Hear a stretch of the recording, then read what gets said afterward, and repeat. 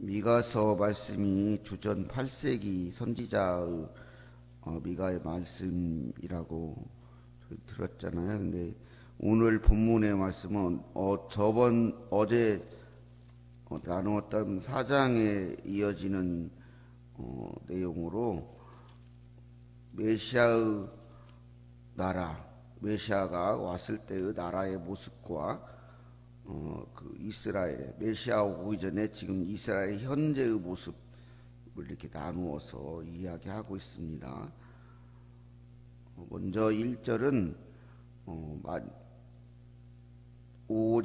4장의 끝부분으로 이렇게 볼 수가 있는데, 이어지는 부분으로 볼 수 있는데, 이스라엘 나라가 이방 나라들에 의해서 이렇게 수치를 당할 것, 그것을 이야기하고 있습니다. 그리고 2절부터 9절은 메시아가 왔을 때의 그 미래의 모습, 그 나라의 모습을 얘기하고 있습니다. 근데 여기서 베들레헴 에브라다야 이렇게 2절에 보면 얘기하는데, 베들레헴과 에브라다는 같은 말이에요. 베들레헴은 떡집이라는 말이고, 에브라다는 열매가 많이 열리는, 이런 맺히는 이런 뜻이에요. 근데 베들레헴의 옛날 명칭이 에브라다예요. 에브라시라고도 구약성경에 나오는데 그걸 얘기한대요. 그런데 두 똑같은 말을 이렇게 반복해서는 뭔가 강조의 의미들이 있는 거예요. 그래서 이게 보면 이 2절의 부분을 가지고 마태복음에 보면은, 마태복음인가 누가 보면은 그 동방 박사들이 와가지고 묻잖아요. 헤로데게 예수님이 유대인의 왕으로 날짜가 어디서 납니까? 그러니까 그때의 그 제사장들과 그 서기관들이 이게 헤롯에게 하는 말이, 유다 베들레헴아 너희는, 이러면서 얘기를 하잖아요. 그때 이 부분을 인용하는 건데, 베들레헴 에브라다 이것을 유다 베들레헴아 이렇게 인용한 거예요. 근데 같은 지명이에요. 옛날에는 에브라다라고 했고 그때는 베들레헴이라고 한 거예요. 근데 이 베들레헴은 어떤 곳이냐면 다윗의 아버지 이새의 고향이잖아요. 조그마한 마을이에요. 큰 마을이 아니에요. 그래서 작은 마을이라는, 그 작은 마을에서 이스라엘을 다스릴 때가 나오는데, 그런데 그 베들레헴 에브라다를, 이게 베들레헴이라고 하는 떡집이라고 하는 것은 그만큼 그 땅이 비옥해가지고, 지금으로 말하면, 우리나라 말하면 그 예전에는, 지금이야 이제 먹을 것이 많고 그러니까 그러지만은, 저기 경상도 쪽 사람들이 이렇게 보릿고개 때면은 이 전라도로 와가지고 모슴을 살고 가고 그랬어요. 예전에는 이 평야지여가지고 먹을 게 많아서 예전에는 그랬어요. 아시는 분은 아실 거예요. 그런 것처럼 이게 풍요로운 땅이 베들레헴인 거예요. 근데 조그마한 마을이에요. 큰 마을이 아니고. 거기에서 메시아가 나는데, 그 메시아가 또 우리가 아는 것처럼 그 시골 마을 베들레헴의 마구간에서 나잖아요. 그런 것들을 지금 얘기하고 있는데, 그런데 그 메시아는 근본이 상구에 있고 영혼, 그러니까 그렇지만 태초부터 영원토록 존재하시는 분이라는 거예요. 그 3절 말씀 보면은, 그런데 그 메시아가 올 때까지 여인이 해산하기까지 그를 붙여주시겠고, 그 후에는 그 형제 가운데 남은 자가 이스라엘 자손에게 돌아오리라. 여인에게 해산하기까지 여러 가지로 해석을 하더라고. 근데 바벨론 포로기를 그때의 돌아올 때까지 바벨론 포로기의 고통, 이런 것들을 이렇게 고난의 기간들, 이런 것들을 얘기한대요. 그리고 또 이렇게 구원자가 오시기까지 이런 기간들, 이런 것들을 얘기할 수가 있다 그래요. 이게 이런데 그때 메시아가 오게 되면 이스라엘 자손들, 또 구원받을 백성들이 이렇게 돌아오게 된다는 거예요. 근데 그 메시아는 4절에 보면은 여호와의 능력과 그 하나님의 이름의 위엄을 의지하고, 어저께 그 4절 말씀에서 그 하나님의 이름 그걸 많이 들으셨잖아요. 이름이라는 것 속에는 그냥 단순히 이름만이 하고 여러 가지들의 이게 속성, 능력, 권위 이런 것들이 포함되거든요. 이스라엘에서는. 근데 하나님의 능력과 이름, 전적으로 하나님의 그를 의지하는 모습. 주석은 이렇게 나오죠. 하나님 거의 하나님과 동일한 그런 모습으로 오신다는 거예요, 메시아가. 그런데 그렇게 그분이 오시면 그래서 창대해지고 땅끝까지 이렇게 그러한 나라가 된다는 거예요, 이스라엘이. 그런데 그분은 여기 4절 보면은 목축하니 이렇게 나오잖아요. 근데 이 메시아는 근데 그런 힘과 능력을 가졌음에도 이렇게 자신의 양떼를 손수 이렇게 치는 이렇게 겸손의 왕이라고 합니다. 왕입니다. 근데 그 왕이 이 메시아가 왔을 때 진정으로 5절에 보면 이스라엘에는 평강이 이루어질 거라고 말하고 있어요. 그런데 여기에 아수르 사람들이 들어왔을 때 이걸 그 7목자와 8군왕을 일으켜서 그걸 칠 거라고 하는데, 이스라엘이 아수르를 이긴 적이 한 번도 없거든요, 전쟁에서. 그래서 이 아수르와 그 6절에 나오는 니무롯은 실제 아수르와 니무롯이라고 보기보다는 그 이스라엘의 대적들 또는 우리 믿음의 백성들의 대적들, 이런 대적들이라고 볼 수가 있다고 그래요. 니무롯이라면 구약 성경에 보면은 최고의 용사로 나오잖아요. 근데 이 최고의 용사가 믿음의 세력들에 대한 그 적대적인 최고의 세력을 의미하는 그것들을 만약에 이제 메시아의 나라를 침략하게 되었을 때 7목자 8군왕, 7은 꼭 7목자만을 말하는 게 아니고 완전한 그 수 7이잖아요. 완전한 그런 힘으로. 그리고 8군왕, 완전한 힘보다도 더 하나가 붙었잖아요. 그게 더 넉넉한 그러한 힘으로 그 겸손의 왕이지만 그 대적들을 무찔러 주실 거라는 거예요. 그래서 이스라엘 백성들을 니무롯과 아수르 사람들이 쳐들어왔을 때 그렇게 거기서 구원해 주시겠다는 거예요. 그렇게 능력이 있는 메시아라는 겁니다. 그래서 이스라엘의 남은 자, 또 바벨론 포로 귀환 자, 뭐 여러 가지로 해석을 할 수 있는데 또 구원의 백성들, 이 사람들은 여호와께서 내리는 이슬, 풀이의 단비, 이스라엘 나라를 가보시면 알지만 그 새벽에 내리는 이렇게 온도 차이 때문에 이슬이 생기는 거예요. 이게 밤에는 차갑고 낮에는 뜨겁다 보니까 그 온도 차이로 그 그 공기 중에 있는 수분이 이슬로 내리는 거예요. 이게 아침이면. 근데 그 이슬이 그 너무나 건조한 땅이니까 아주 필수적인 거예요. 그래서 새벽 이슬 같은 청년들아 막 이렇게 그 사람들은 그 말 이해가 돼요. 그렇게 건조한 땅이니까. 그리고 단비. 그 비가 안 내리면 농사 자체가 안 되는 땅이에요.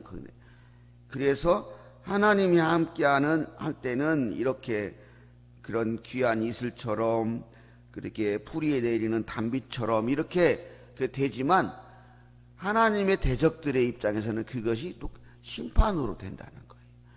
쉽게 말하면 예수님이 이제 재림을 하시잖아요. 그때 믿는 사람들에게는 그게 축복이고 이제 우리가 영원한 천국으로 들어가는 게 은혜가 되지만 예수님을 믿지 않는 사람들에게 그렇게 저주가 되고 심판이 되는 것처럼 우리가 구약성에 보면 그날을 딱 그날이 심판의 날이지만 구원의 백성에게는 은혜의 날이고 이렇게 복된 날이고 그런 것처럼 이 단비와 이슬도 그런 식으로 된다는 거예요.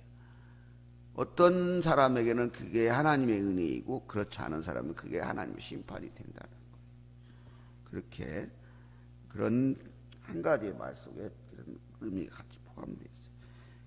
메시아의 나라가 이렇게 임하게 되면은 그렇게 구원의 백성들에게는 이렇게 이슬과 단비와 같이 그런 복이 된다. 그렇기 때문에 메시아 나라에 속한 그 백성들은 사람을 의지하지 않고 하나님만을 의지하게 된다는 겁니다.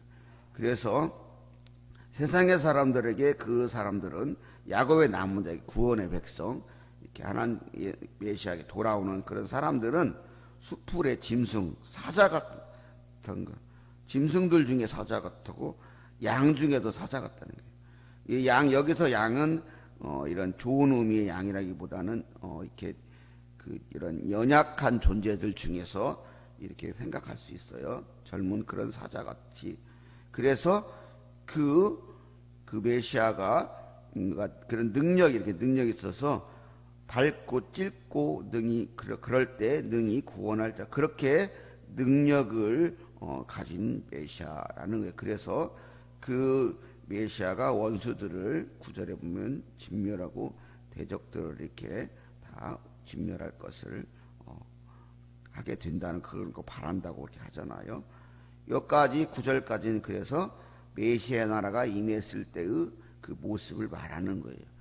그런데 그렇게 그런 메시아 나라가 오기 위해서 그 부분은 신약 성경에 보면은 그 예수님이 오실 길을 예비하기 위해서 세례 요한이 광야에서 외치는 소리가 회개하라, 천국이 가까웠다. 예수님 그러자 회개하라.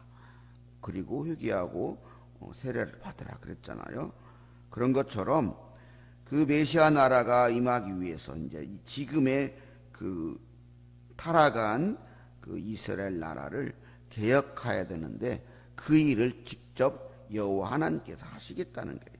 그래서 10절부터 15절 그 개혁의 내용이 나오거든요. 첫 번째는 이 이스라엘 사람들이 의지하는 그 군사력, 이게 그들이 가진 육적인 힘들을 이렇게 개혁하시겠다는 거예요. 그래서 그날 메시아 날에는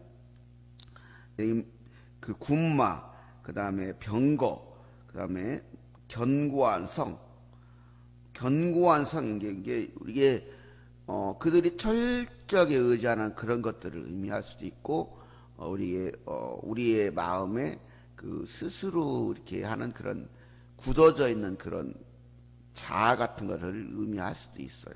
그런 것들을 깨트리겠다. 그래서 하나님만을 의지하게 하겠다는 겁니다. 그리고 두 번째 12절은 사람들이 의지하는 그런 그 악한 영들에 대한 그 성결한 그것에 대한 개혁이에요.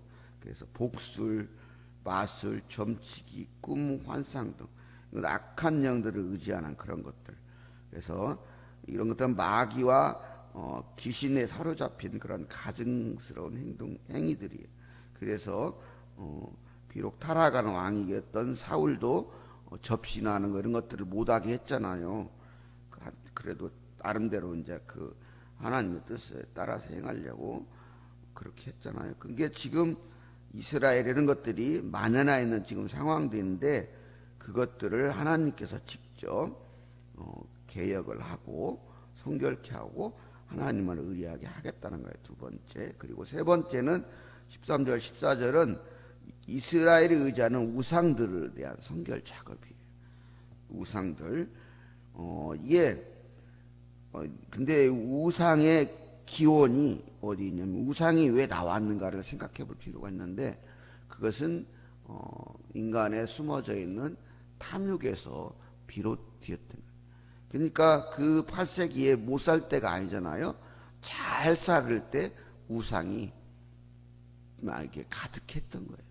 그 우상도 뭐냐면 무슨 우상이냐면 아세라와 바알, 풍요를 가졌잖아요.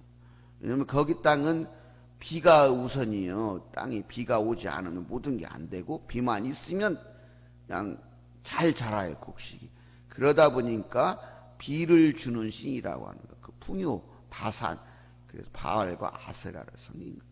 그래서 그런 또 이렇게 기본적으로 우상 속에는 그래서 음란이 있고 또 그 음란이 행해지면은 대상이 있을 거 아니에요. 남녀가 희생되는 사람들이. 그리고 또 재물을 바치고 사람까지 바치잖아요. 우상 섬기는 그 내용을 보면은. 그래서 우상에는 기본적으로 그 피해를 보는 사람들, 희생당하는 세력들이 있어요. 그렇게 희생당하는 세력들의 그를 밟고 지배 세력들이 존재하기 위한 종교들이 우상인 거예요. 여러분은 잘 보면은 기독교와 그렇지 않은 종교의 근본적인 차이점이 뭐냐면 자유가, 진정한 자유가 있는가 없는가. 그리고 모든 사람들에게 진짜 진정한 평화, 이런 평등이 있는가. 근데 우리 기독교는 그런 종교거든요.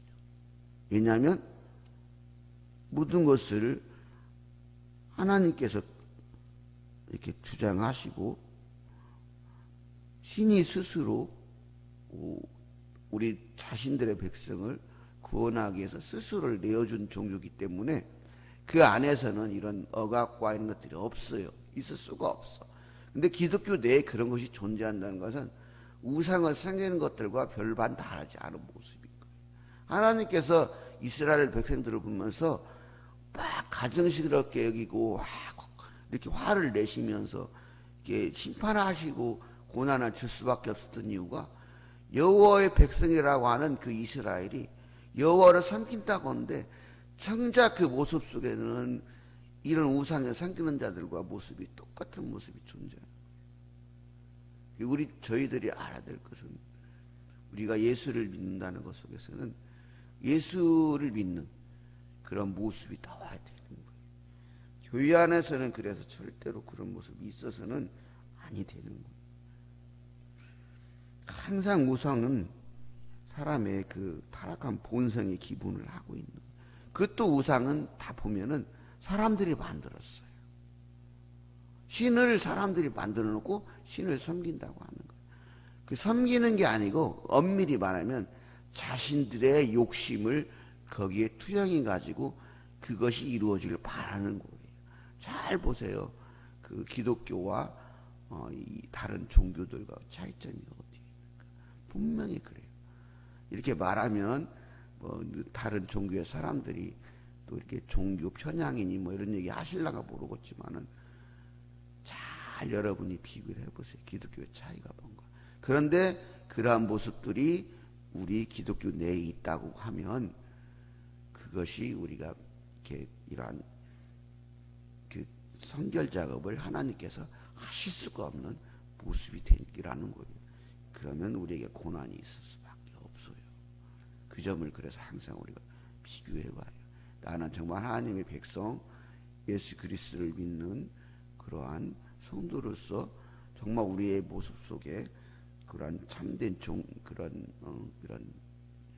성도로서 모습이 있는가, 그렇게 살고 있는가, 우리 교회엔 그런 모습이 있는가, 그렇게 하고 있는가, 신앙생 것들을 항상 비교해 필요가 있는 거예요.